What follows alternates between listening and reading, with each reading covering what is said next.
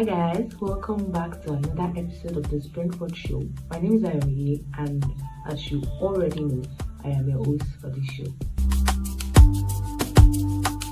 In the past episode, we've been talking on comparison, how it can shape your life and how it can be a silent killer. But in this episode, we are going to be talking about contentment. Contentment, the beauty of contentment. What is contentment? Contentment simply means being at peace and satisfied with whatever position and wherever God has placed you at the moment, while trusting Him to do more. Contentment is not complacency. It is simply saying, Lord, I'm grateful for what I have today while I trust you for tomorrow. If you are to relate or differentiate comparison with contentment, comparison lets us see what we don't have. It lets us see the things that we are not, where we have not gotten to, the positions we are yet to get. But contentment lets us see what we have, be grateful for what we have, while trusting that God will do more as time goes on.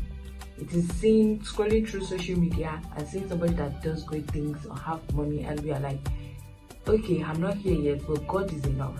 I am enough as long as God is enough, because I know that He's going to do more.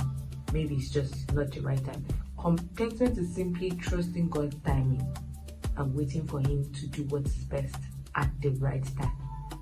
That is simply contentment, being satisfied. And the Bible, and Apostle Paul said in Philippians 4 verse 11, he said, I have learned that in whatever state I am, to be content.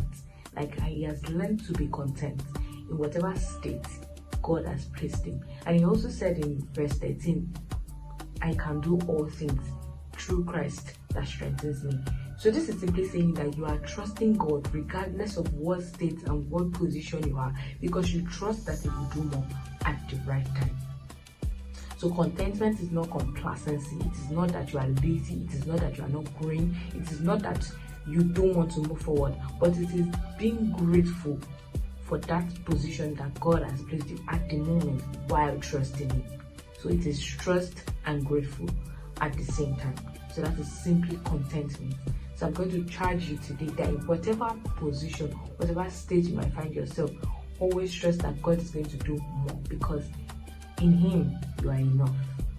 So there are practical ways to be content. There are ways you can practice contentment, of which the first one is practice gratitude every day. Every day you wake up, write down things or say things that you are grateful for, as little as they can be.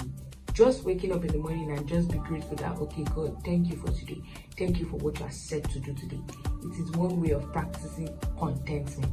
Another way is embracing yourself, understanding who you are, be self-aware.